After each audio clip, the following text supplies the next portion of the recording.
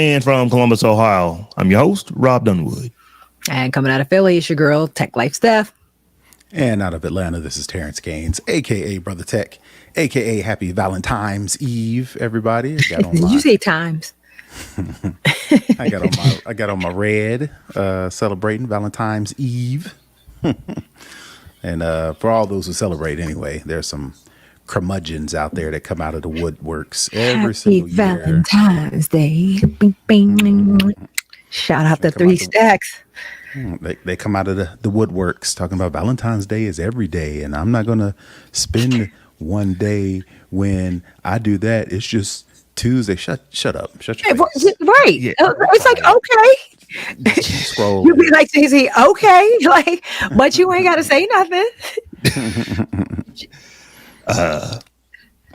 I was going to say something. I'm not going to even say it. It's like, yes, those folks are tiring.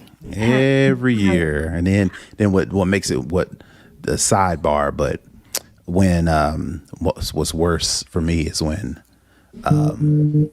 Father's Day rolls around, and then the people's like, well, my mom, she had to be the mother and the father. I'm like, shut up. Give her extra special ×2 love on Mother's Day, and let the fathers cook on Father's Day.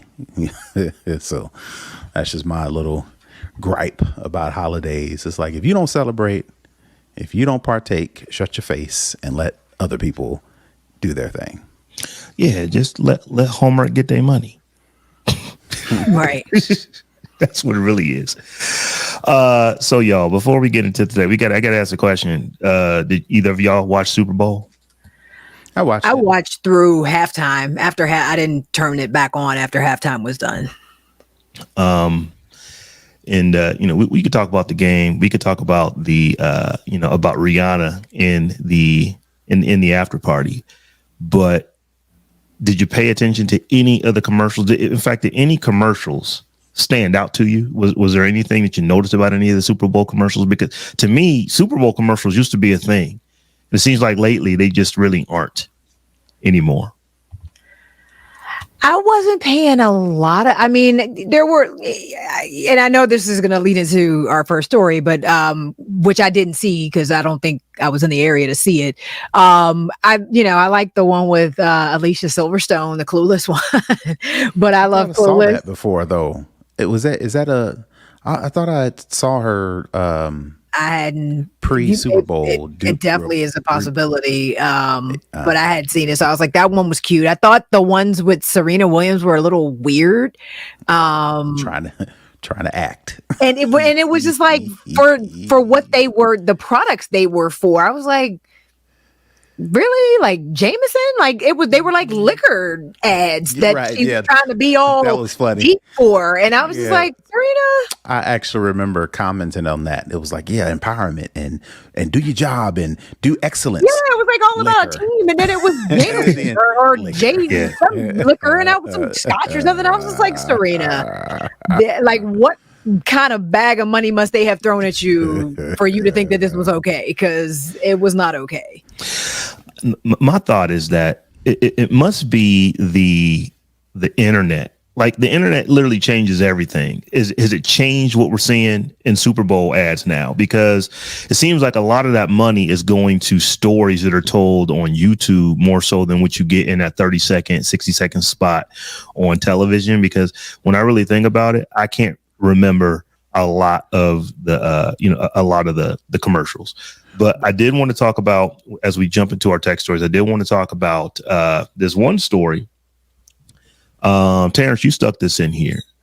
And it was basically, if you live in what are the states here? Washington State, Washington, D.C., Austin, Tallahassee, Albany, Atlanta, or Sacramento, you may have been able to watch the anti-Tesla commercial during the Super Bowl, which slams the company's full self-driving technology. So I didn't see it. I don't live in one of those states, but I did go out and check the video, and it's like, whoa! It's like it's not what you normally would see in a Super Bowl ad, where you literally have test dummies that are children or baby strollers and stuff like that are getting run over by Teslas.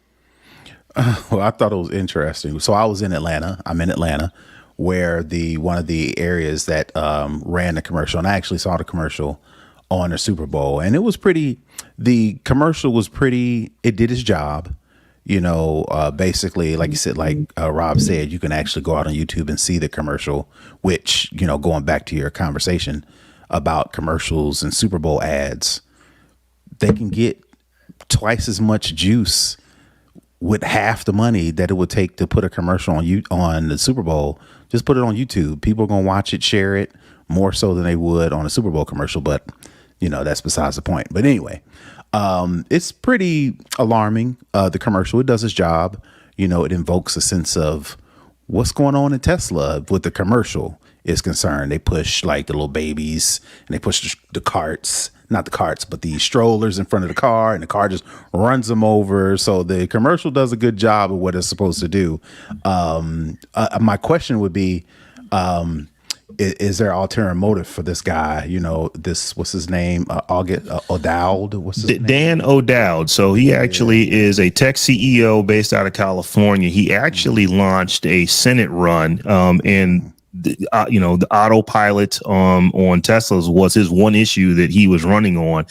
He didn't win that race, but he has dedicated millions of his own money to the cause of just letting everybody know how bad in his mind, how bad the autonomous driving that Tesla has. And this is not the autopilot. This is the full self-driving feature that, according to Tesla, is currently in beta. So that's what he has put this whole mission out for. And I'm curious to know, is like, he's dumping a lot of money into this and devoting a lot of time. I don't know if there's a personal connection. I don't know if he's just, Tesla's just going to be my target and that's going to be the hill I die on. What is the issue specifically, why he's putting so much time and effort, hence I'm pretty sure millions of dollars worth of an ad on the Super Bowl to get a lot of people's eyeballs on it. That'd be my main question. Like, again, I don't know anybody. Well, I know people who own Teslas. I've never ridden in a Tesla, so I can't personally, say, yeah. I got a cousin who got the kid ran over in a Tesla, right? I don't know any of the stories outside of the few that show up on the internet, or catching on fire, things of that nature. So I'd be interested to know, if is this a real deal? Is this guy having an ulterior motive? Is Tesla hiding something? I'm just curious. It's funny you say the commercial did what it was supposed to do, because I didn't get that. Like, it was almost humorous to me. Like, it was so ridiculously catastrophic and right, and that's it seemed like satire almost. Like, right. It was so over the top. Like, let me smash into these, crash dummies and baby strollers. Yeah. I was like, serious? Like, am I supposed to be like legit? Oh my God, Tesla, like, and I'm aware that Tesla has had issues around self-driving and all the rest of that. But for somebody who doesn't really know what may or may not be legitimate risks of self-driving mode, this seemed oddly specific and targeted. Well, it was gratuitously sensationalist is what I'll say. It was very gratuitously sensationalist. So it was very hard for me to take it seriously, because I was just like, they didn't do anything to try to convince you that the methodology they were using for showing you these things was sound. They just ran over a bunch of baby strollers with a car. Yeah. And it was just like, so, like, how am I supposed to really believe that this is a legitimate risk of this car happening with this car when you literally just ran over baby strollers with a car? Like, there was no context and backstory or anything to kind of lead me to believe that this was the actual legitimate risk, because you were just running over baby strollers with cars. So you said something when you first started. You said that I didn't know if this was real or if it was satire. And that I thought so here's the thing, I put a link in our show notes to the video. Watch the video without sound, and you could think it was a Saturday Night Live skit. Seriously, because there's just no context. It's just like it was that like, ridiculous. let's see how we can get the car. It's like, okay, here's what we gonna do. We go hide in the bushes with a kid in the crosswalk, and as the car is getting ready to go through it, yank them into the crosswalk. And and like everything seemed hella fake. It just seemed fake and silly. And it was like, am I really supposed to be scared of my Tesla now? Because of there are plenty of reasons to not trust Tesla and their self-driving technology. This commercial did not convince me of any of them. So, again, you know how folks are, Stephanie.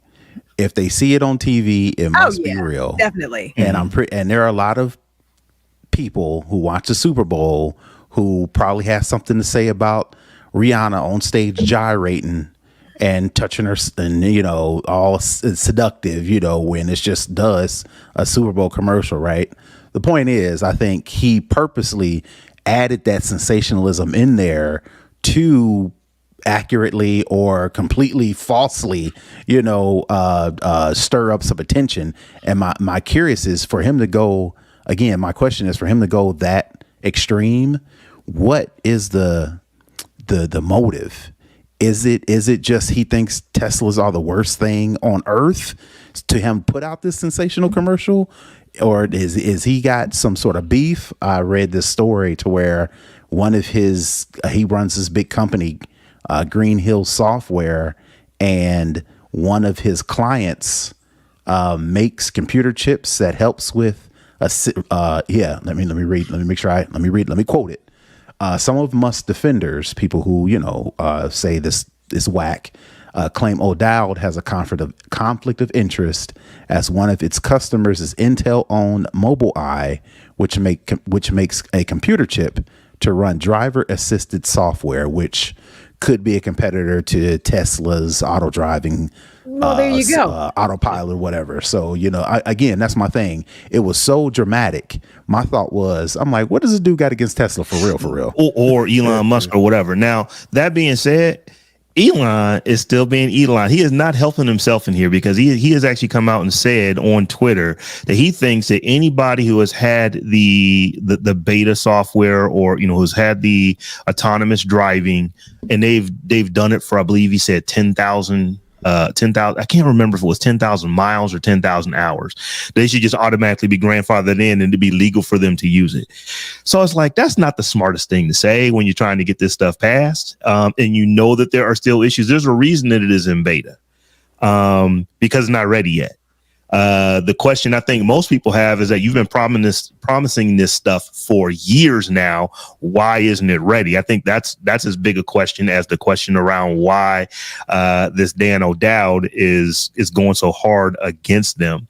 But like I said, Stephanie, I really, I think you nailed it when you said satire, because if you look at this video and you don't listen to the words, it's actually kind of funny looking. It looks ridiculous. It's comical. It looks comical. Yeah, it was just like, come on, like, I'm really supposed to be like, oh, yeah. But the bad part is somebody will watch that and be completely shook. Yeah. And, now I can't buy a Tesla and then let me jump on this bandwagon with this man to, get this feature banned. And it's just like the lack of critical thinking, skills in this country just never ceases to disappoint me. And then what people's going to do, they're going to do the opposite. Like this story actually points out. I'm like, come on, y'all. You see, y'all tripping. Some Tesla fans posted their own videos in defense using their own dummies or even their own children. Why are they putting their babies in front of a giant machine with motors that goes fast to make a point? Stand in front of the Tesla, baby. The same reason why somebody would get blown out of proportion and think the world is coming in when they see that commercial where somebody's stroller is getting ran over, thinking the world is the same people who would be like, oh, that ain't true. Let me throw my own baby in there and show you how wrong that is. People are crazy. And all it takes is something to catch you. And whether you hate it or love it, the sensationalism works. And that goes back to my question. It's like, what's really going on here? Yeah. YouTube actively pulls those videos down. They anytime you post a video of, doing your, your home I was going to say, what is it? The Homeboy Network, Homeboy Shopping Network type video of where you are literally going to put your own children in front of your car and have it race towards them and stop or avoid them. That's pretty dangerous. I was like, I question the parenting skills of anyone who is doing that. But it's like, yeah, of course, there are going to be people who are completely on the other side of it. I don't have a side. I just wanted to come out. In fact, I was on a show last week, and I talked about there's someone who lives in my neighborhood who has a Rivian. And I see this Rivian probably once to twice a week. And it just so happened that the other day, I was pulled up alongside of him it wasn't the freeway, but it was a 4-lane road where, you can go like, I think the speed limit was 50, maybe 55. And dude's just chilling, got a phone. I'm not going to call him personally because I don't even know who it is, but it's like got his phone in one hand and is just sitting back, no hands on the steering wheel. So that's not autonomous driving. I believe that is like the Super Cruise or just the autopilot. I'm not sure what they call it in Rivian. But I'm like, that's actually pretty dope. I would like that. That would, when that's available, that would make me want to get a EV more, or just a car that can do that more, once they get that stuff tested and effective and safe on the road. So I don't know what Mr. O'Dowd's angle is on this. I'm not in his mind, so I'm not going to say, well, because you have, relationships with the company who potentially might put out, another way to do this. I'm not going to just, say that that's what the reason is, but it's weird because I think a lot of people would say, I would like to have a car that could drive itself. That to me, that changes commuting and changes driving forever once that's safe. Yeah, I think he wasted his money, honestly, but it sounds like he has a lot of it. So I don't think that was his primary consideration.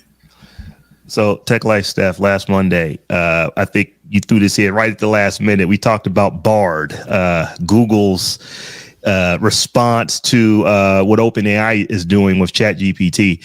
And we wasn't early because that news came out Monday. But for the very reasons that we said Google probably didn't come out with something like this earlier, actually happened.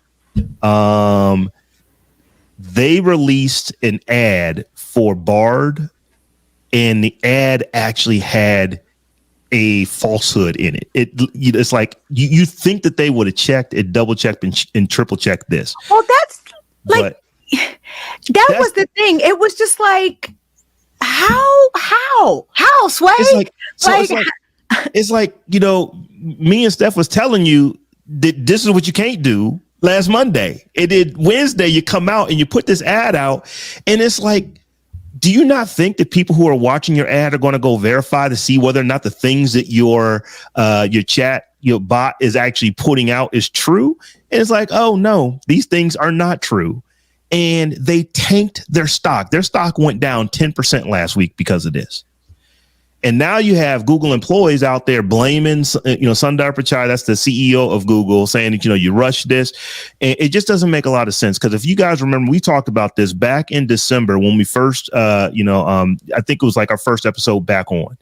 And we were talking about ChatGPT, and we were saying that Google, their response is code red. They're going code red. And some of the things that Google said they were going to do was, we want to make sure that when we do put something out, that it's accurate, that we're not going to have any inaccuracies because we can't afford to. This is what they actually said.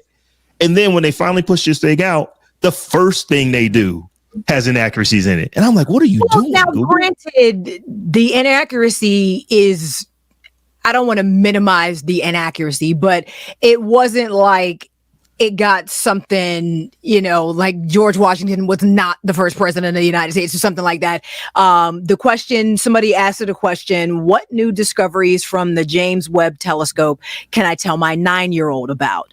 It said Bard quickly rattled off 2 correct answers, but its final response was inaccurate. Bard wrote that the telescope took the very first pictures of a planet outside our solar system, when in fact, the first pictures of these exoplanets were taken by the European Southern Observatory's Very Large Telescope, according to NASA records, which is something that sounds like first of all, it's a kind of a minor error, but it also, I could see how, based on the other information it might have been scrubbing from the web, it could have gotten that wrong.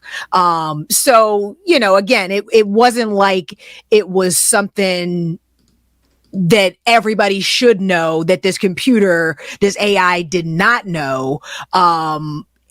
But it was still wrong, it was still wrong. Wrong is wrong. So, I would have thought that, I don't know how this ad got put out. I'm like, was the ad real time? Like, how did somebody not check to make sure that these responses were correct before this ad was allowed to run? I don't understand how that happened.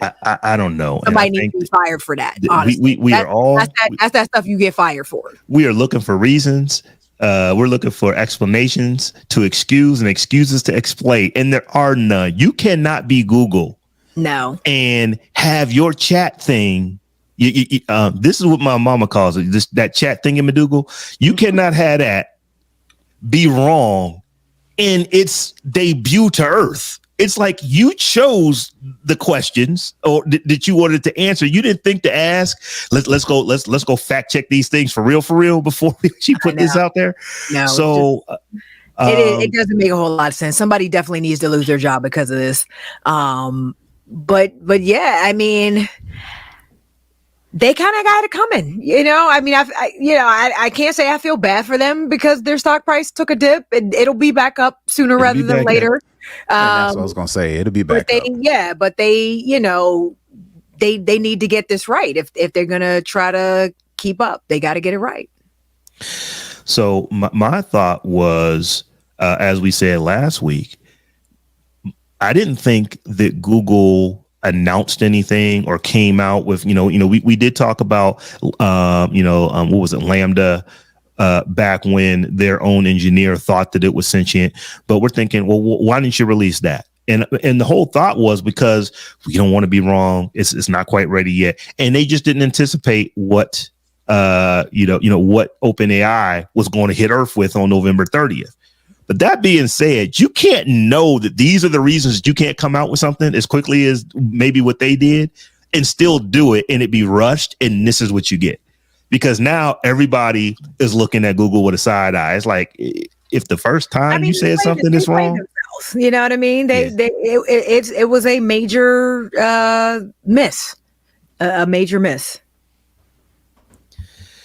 So yeah, it's going to be interesting. Some folks are saying that this whole AI thing is going to die down, maybe, but I don't know. I think that there's too many zeros in the numbers that are being thrown after this, so it may die down, but it ain't going away. They're just going to keep working on it until it gets better and better. And when I say they, that's all of them.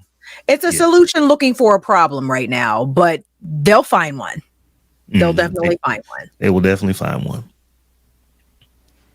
So, yeah, we're going to get into this next story. Terrance, I think this is one that you stuck in here, but I don't think any of us are surprised by this, but hate speech just might be lucrative on Twitter. So according to new research by the Center for Countering Digital Hate, ad revenue from 10 previously banned but now reinstated accounts could be worth as much as $19 million per year. So think about that. 10 people that they had banned for whatever reason, Musk takes the company over, decides that I'm free speech warrior. We're going to bring these folks back on. And just 10 of the accounts that are reinstated could be worth $19 million per year. So first thing I will say is that I clearly am using Twitter way wrong. That's the first thing I thought, that I'm thinking. But I did want to, Terrance, I know you stuck this in here, so I really wanted to get your thoughts on, is it because of the money that these accounts are coming back? Or is it just because this is what the algorithm boosts and we can make money off of these accounts? Is it a chicken and an egg type of thing? Or is it just people just being nefarious and it's like, this is how we make money? This is how we make money. Well, that's how people make money. It's spicy, sexy, provocative, outlandish, crazy content gets the most views, gets the most clicks, gets the most engagement, and people have been able to create lucrative, businesses. I don't know what you call it, lifestyles. I don't know what you would call it, but they make money off of this content. Now, I mean, that's just a rule of law in social media, in content in general, right? We just talked about the first one about the Super Bowl ad. Reason why we're talking about that, because it was so outlandish and so crazy that people were talking about it, So I think if you think that, content that is, just look at reality TV, right? Every time you see that, somebody's arguing, bickering, and those are the things that get the most attention, right? So if you think that, you much love to you, we the Tech Jawn, we're trying to put forth good content and trying to put, but every once in a while in the back of my mind is like, how do we make this more spicy so people can join, so people can watch, so we can make some real ducats off of this, right? Of course, that's not our angle, but there are people out there. It's like whatever it takes to make some money. And that leads me into my other question. My bigger issue is I think there's a problem at Twitter, and it's not a Elon Musk problem. It is a money problem. I think the only reason why it's come to a head now is because Elon Musk is the primary owner of Twitter, and he's kind of dug through this thing and said, I need to make this profitable because I made a bad decision and bought this thing. Absolutely. I don't think Twitter's ever been profitable. If you, I don't do Twitter's books, but just from earnings reports and different things from over the years, I don't think Twitter's ever been profitable. He's like, I need to make some money. I'm not gonna be able to sell this, Jawn. So we got to figure out when I do. We got to figure out how to make some money, and the idea that he would go to the lowest common denominator is not surprising, I don't think, to anybody either. So, and the fact that he still is dealing with the fact that a bunch of major advertisers sort of fled the platform and probably won't come back anytime soon, or won't come back in the same capacity that they were, before, like Apple and Microsoft and et cetera. He got to do what he got to do, and now it's time to go get out on that pole, like Chris Rock said. Right, you got to go get on that pole, and right now Elon is on that pole and doing what he got to do to keep them lights on. So I mean, it is what it is. Well, this might be one of the reasons, because the data shows that on an average day, tweets from these 10 accounts received a combined 54 million impressions from 10 accounts. I mean, they're really popular at putting out horrible content. Projecting this average across 365 days, the accounts can be expected to reach nearly 20 billion impressions over the course of a year. So if you can show up in somebody's Twitter feed 20 billion times in a year, to the tune of almost $20 million, $19 million, to me, that's the answer. I know some other folks, because some people are saying, it's like, well, is it really Twitter, or is it what people who are on Twitter want to see? Because clearly it's the people who want to see it. They keep going to that content. It's Twitter. Yeah. So we've all kind of, we're all of the understanding now, especially, and I don't know if y'all talked about the whole idea of heating on. Oh yeah. The heat button. Yeah, that was like now that the cat's, out of the bag for real, like we know what it is. Like, it's Twitter, and look, they need their paycheck, so I mean, they got to do what they got to do, I guess. Yeah, 20 billion impressions. That's a lot of views over the course of the year. Seeing how there's only like 8 billion people on the planet, let me carry the one. That's a lot of freaking views. But you also have to look at how they're calculating that as well. Now, an impression, like I don't even think you need a second worth of viewing time to consider something an impression. I think that's just if it shows up in your feed at all, it's been impressed upon you. So, with that being said, and the idea that they would be actively promoting these things in the algorithm and bubbling them up to everybody on the platform multiple times a day, I don't know that number is that hard to reach when you take extraordinary measures to manipulate it to be that number. So here's a question I want to ask y'all about this. What is the responsibility of companies who are advertising with Twitter? Do they need to check and make sure that they are not out there doing or their content, it does not have, or I should say their ads are not showing up next to this content that you could say in some cases it's not even a question about whether or not it's racist or xenophobic or misogynistic. The folks who are putting the content out tell you that they are, so you don't have to guess. They're telling you that yes, this is the kind of content that I release. So is it incumbent upon the companies who are advertising, the advertisers, to go into Twitter and make sure that they're configuring whatever they do to run ads on Twitter, they're making sure that we don't want to appear next to this type of content or that type of content? Or are they just, is it trying to filter out or not? Are there just too many types of content that they may not want to be next to? Did they just say, you know what, I'll stick with Facebook, I'll stick with Instagram, I'll stick with places that are problematic, but just not necessarily as problematic as what Twitter seems to be right now? Well, what is their reason for putting an ad on Twitter? It's to make money. That is true.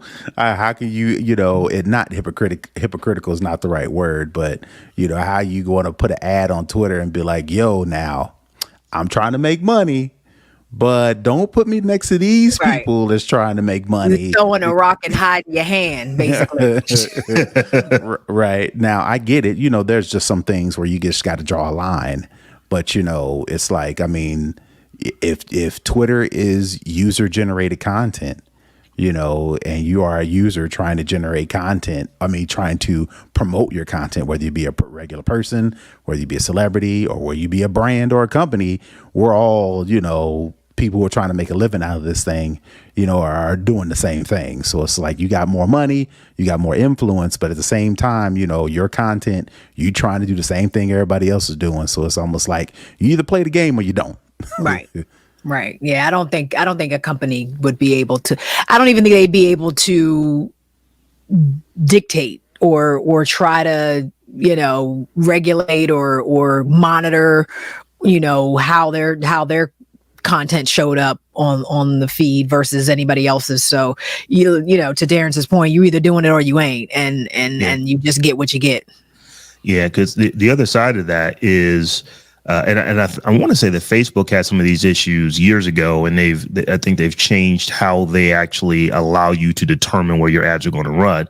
But you could do things like, I want to pick an audience of just white folks. I don't want black folks seeing these ads. I don't want, or the other way, I just want these ads to be seen by black folks. I don't want white folks seeing them. You can't really control that on something like Facebook. So, I just kind of wonder is like, are you kind of trapped? If you're advertising on Twitter, you just have to know that your content may come up against, one of the Tate brothers or one of these, other folks. I can't even tell you who the names are because it's just not content that I'm ever interested in. I'm going to go out and look at. Right. But, is it kind of luck of the draw? You just today, you just happen to, to get got next to that.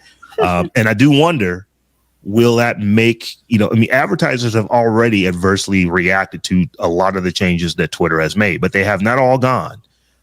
There are still many there that are still funding the company. So it's just going to be interesting to see how they can do this.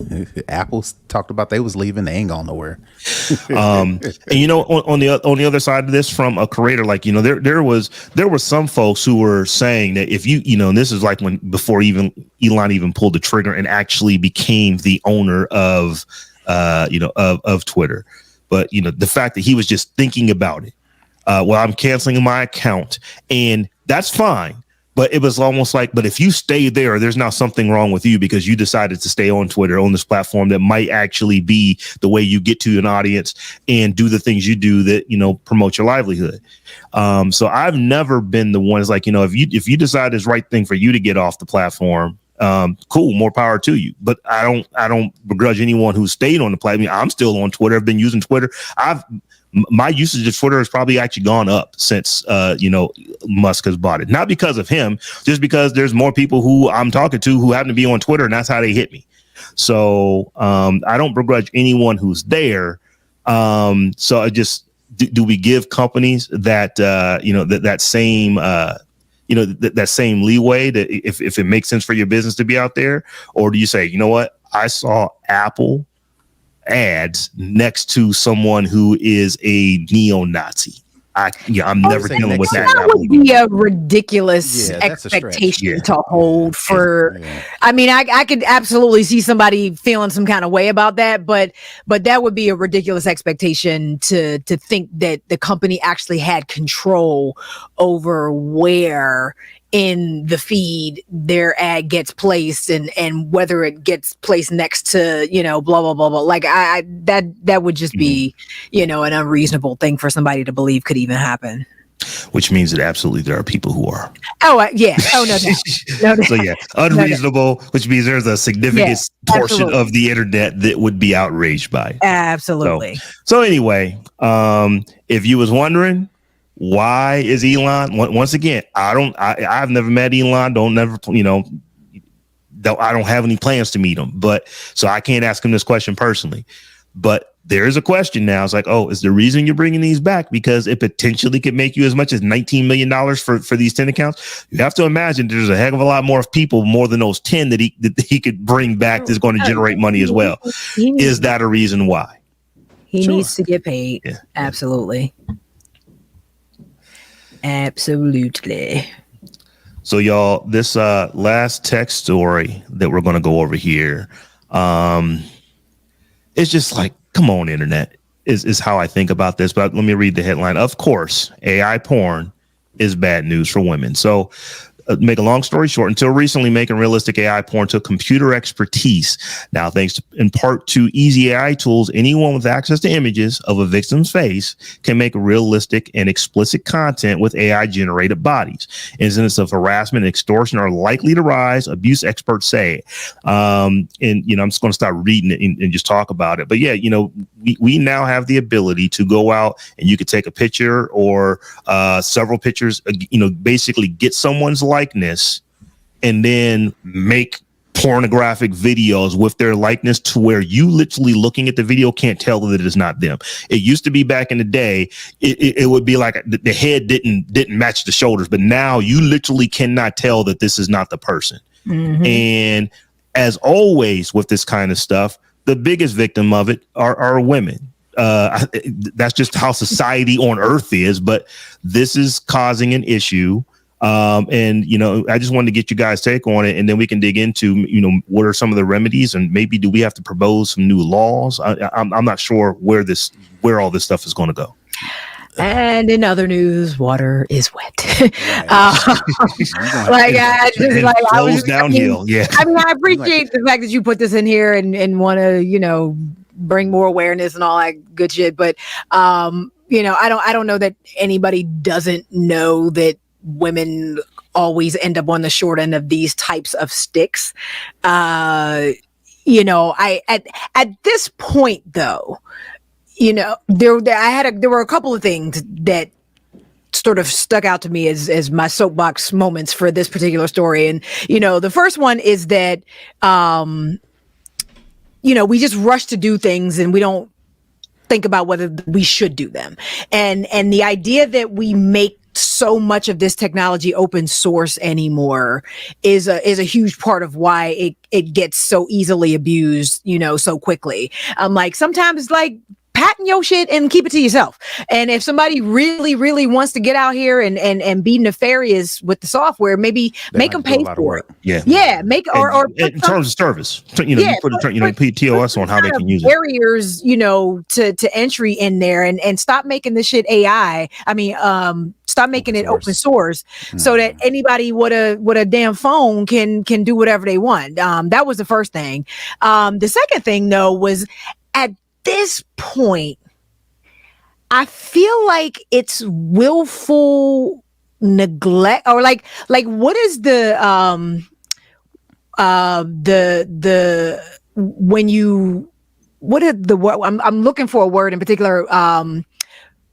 When somebody gets arrested for harming someone else, but they didn't mean to do it, but they meant to do it. What is the? It's, I think it starts with an M. No, I was gonna say I'm trying to deniability, but that ain't it. I'm trying to think of it. There's a word I'm looking for that like they meant to do it. Manslaughter. Yes. Like they meant to do it, but they didn't mean for it to get out of hand or something like that.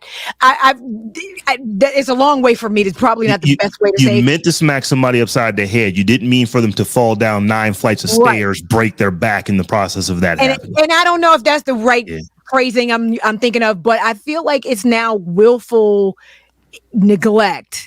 There's something with neglect that I'm thinking of that our laws are not yet caught up to this yet. Like the idea that nobody has any recompense when something like this happens, and basically, you know, depending on the state you live in, this shit is still technically legal. Is just at this point, at least federally, there should be something. And the idea that we've just continued to stick our heads in the sand and ignore legislating this type of thing is just a willful neglect. Like it's neglect. It's the law thing I'm looking for is around neglect, I think. But yeah, there's no reason we should not have laws that address this kind of thing is what I'm trying to say. So here's what we can do now. And this is kind of where I wanted the conversation to go, to just opine about what we think, could happen or how laws might need to be changed. But today you can't infringe on someone's likeness. So you can't take a picture that, has a copyright, on it, use that picture and then take that picture and put it on top of someone else's body while they're getting busy and make a porn out of it. That's actually illegal. And companies have been sued. People have been sued for that, right and left. But now we're not necessarily talking about, you took someone's likeness, things that are true. You can take a picture of anybody in public and do whatever you want to do with that picture. People believe that they have a right to privacy, but you do not. If you're out in public and I take a picture of you, I can use that picture and make money from that picture because I want to, not because you said that I had the ability to. If you think about paparazzi, that is what they do all the time. Now, where it would become a problem is that if a paparizzo, I think that's what you call the individual paparazzi, if one of them actually took a picture and used it for their work, and then someone else takes their picture, infringes on their, on their copyright of that picture, then you could go after them. But now with AI, how does this flow for artists? Like here's what you can't do. You can't take a photograph of someone and then paint the photograph and then sell that for money, that you're infringing on the likeness, from that photograph. But what if you're looking at every photograph, every video, all imagery of a particular person, and then you say, based off of that, I'm going to create my own derivative work of that. I'm going to draw what I think this person looks like doing this and make an animated cartoon. Or you do that with a computer and you make it look as real as actual people doing what they do. How do our laws actually apply to that? Is that protected under free speech? I don't think that there's any law that prevents me from, getting a pen and a pad and drawing a picture of whoever I want to draw, as long as I'm not copying something that's actually copyrighted.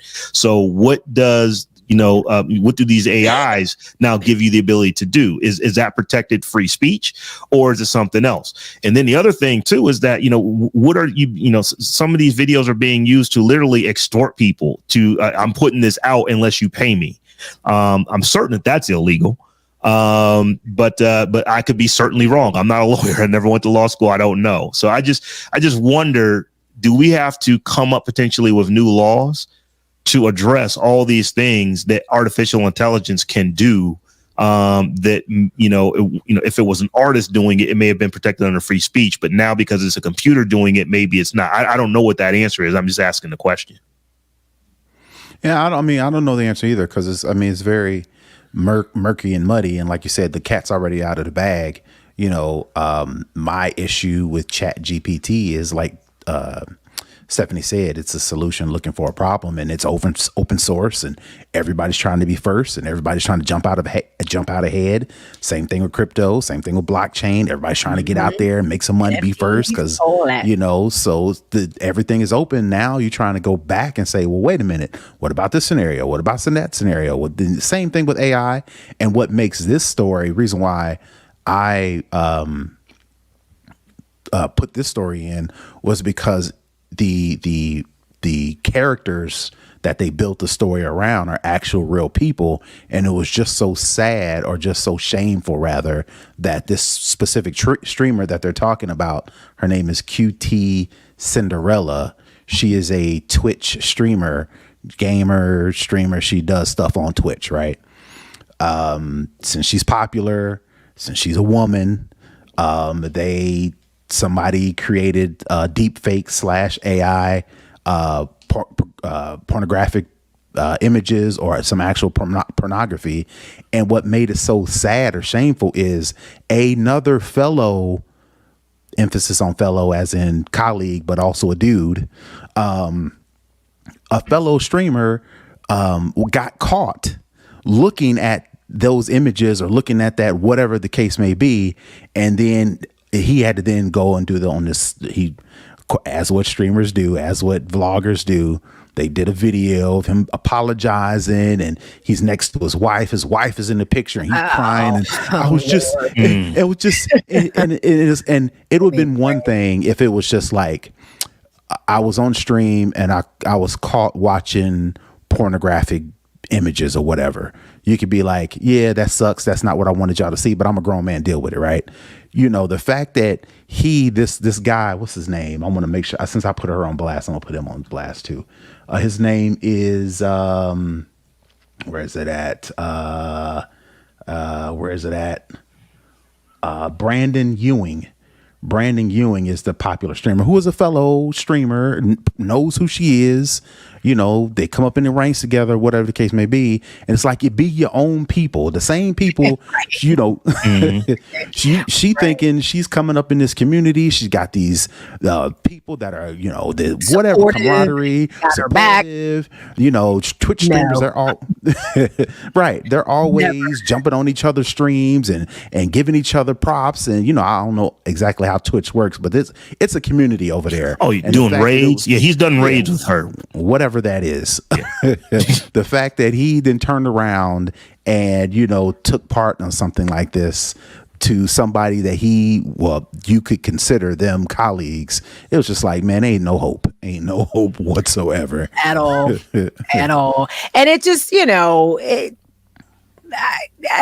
just really not a whole lot I can say about it. I mean, I'm a woman in this world, so none of this is surprising. I think about the woman, she went viral on TikTok recently for addressing these two guys that were literally talking about her right then on the Zoom. They were all on a Zoom call, and they were like saying something, disparaging, just like, oh, I would like to get a piece of that, whatever it was.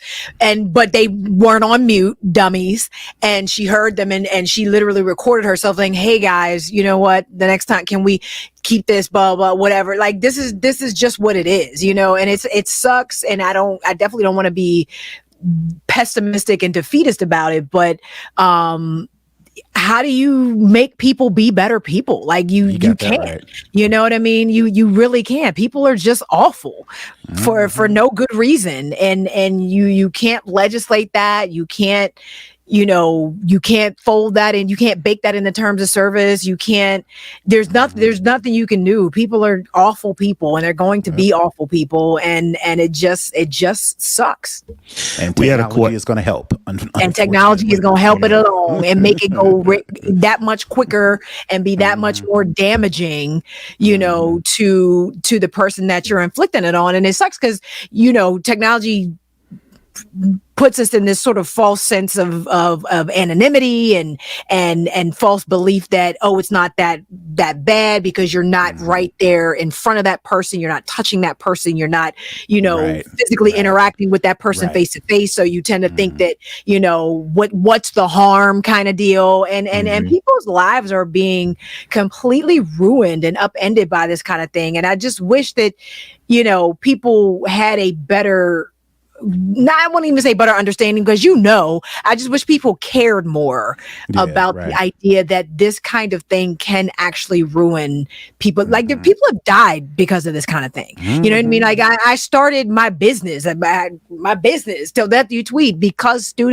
kids were dying because of this kind of thing, and because it is techie and again, because it's over the internet and you seem far away from it and far removed from it, you don't think that it really has an effect on people, but it has very real consequences. And I don't know what I can do to help to get people to understand that, but I'm gonna continue to fight the good fight. That's all I can say.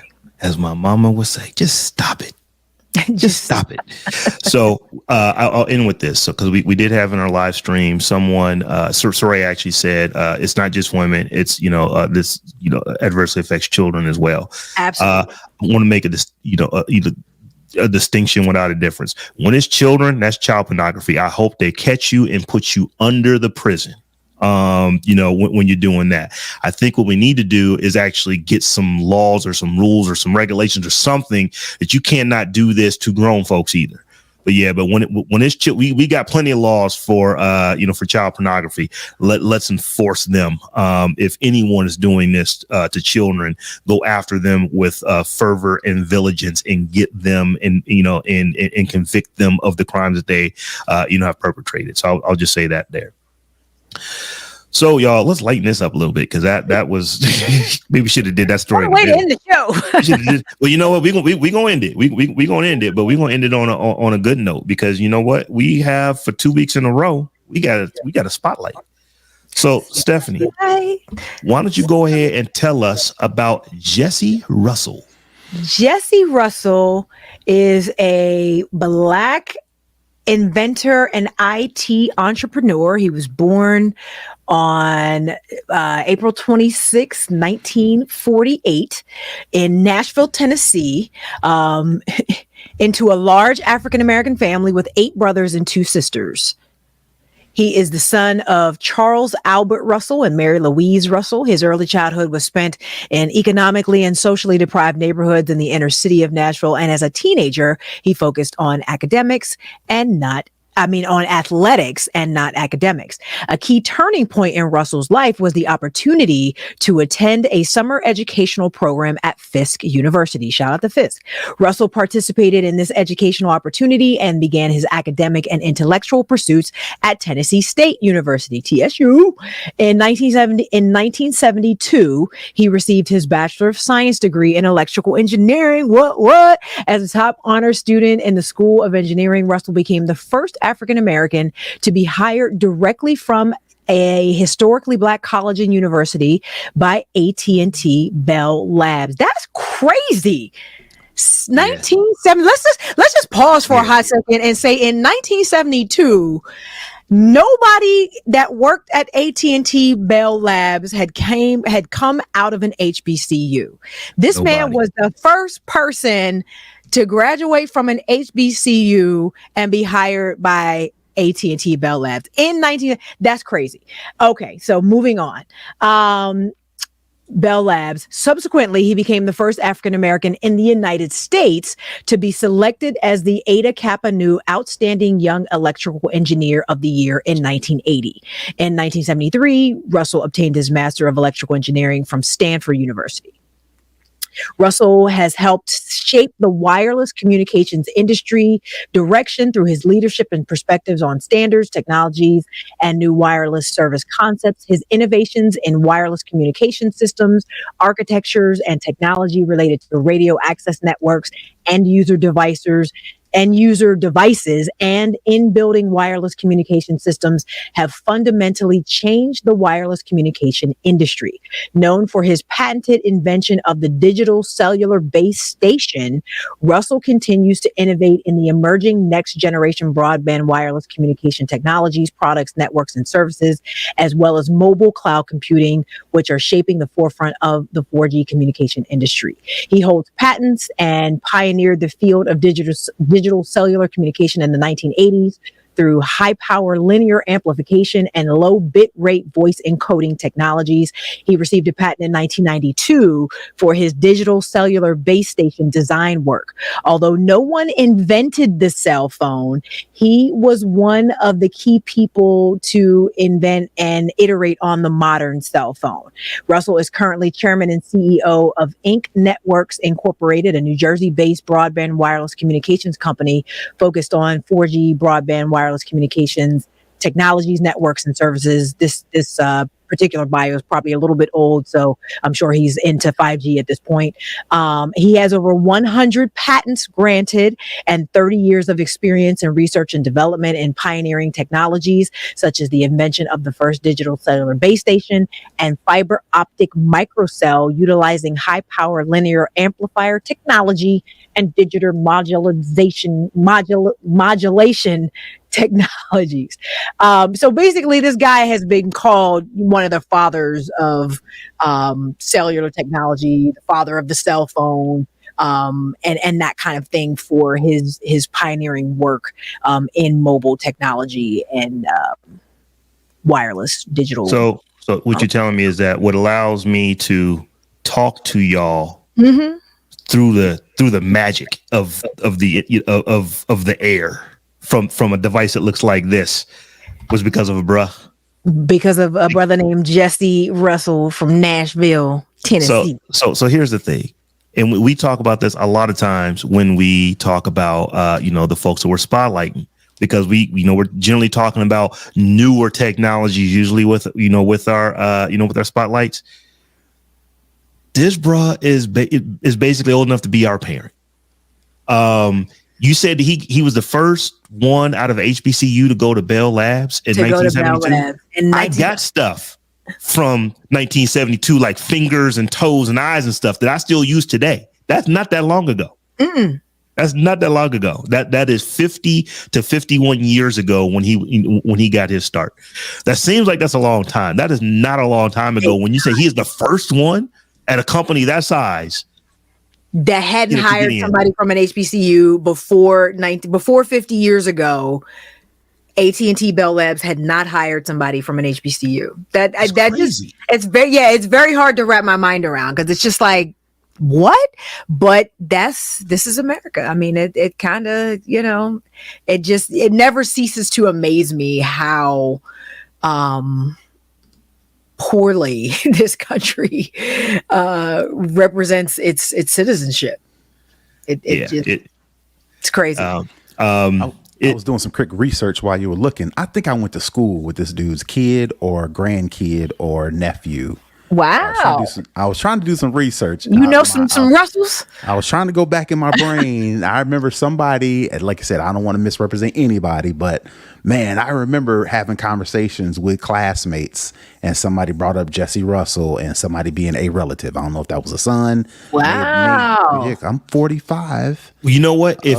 He's only born in 48, so he's what? 7. He's gonna be 74, gonna be 75 this year. I'm gonna guess it was a child, because grandchildren would probably be pretty young. Yeah, maybe for him or something. It probably was like his kid or his nephew. I'm gonna have to go back, man. I'm trying to go back, but anyway, shout out to TSU representing. No doubt. Shout out to TSU for being the first HBCU. Aren't they the first HBCU to get a Grammy? The first HBCU band to win a Grammy, Best Gospel Artist. I heard about that too. One of my best friends graduated from TSU as well, and she sent me a link to a story about it. So shout out to TSU doing big things. Well, absolutely. All right, y'all. Well, this week was uncompared to last week, because last week we went real long. But this is nice and tight 60 on this. That's it. Nice and tight, even with the spotlight, nice and tight 60. So Stephanie, Why don't you go ahead and tell folks how they can get at you? You can follow me all around the web at Tech Life Steph. And I promise StephanieHumphrey.com is coming very soon. I had to take a little break and a hiatus, but we are going to get that back moving. And I'm just trying to figure out what sort of event I'm going to have to sort of launch that. So stay tuned for those details as well. All right. And you can find me all over the internets at Brother Tech. That's BROTHATECH. And before I tell you who I am, I want to tell y'all about Brian Douglas, because we had a new patron this week. Woohoo! And I was sweating because it's been a minute. We haven't, this is like the first patron we've had in the month of February. Told you, gotta be more spicy on the internet. We gotta start That's talking right. about people. That what it is. Okay. So Brian Douglas, thank you. You get your flowers today for holding us down. Thank you for becoming our first patron in the month of February. So we get, want to give you, in fact, we should let everybody know that if you want to become a patron of the Tech Jawn, head over to patreon.com/the Tech Jawn. That is the Tech JAWN. We've got multiple tiers over there. Any one of those tiers get you access to our live show and after party, which we're about to go into right now. So anything you do over there that, helps us, to support the show and bring the tech that you guys like to listen to each week. So once again, head over to patreon.com/the Tech Jawn. And once again, we give a big shout out and flowers to Brian Douglas for becoming our latest patron. We appreciate y'all. And with that, I am Robb Dunewood. You can find me on all the things at Robb Dunewood, and we are also on all the things at the Tech Jawn. So come and hang out with us online. Let us know what's going on. Holler at us. Until we meet again in a week's time. Peace.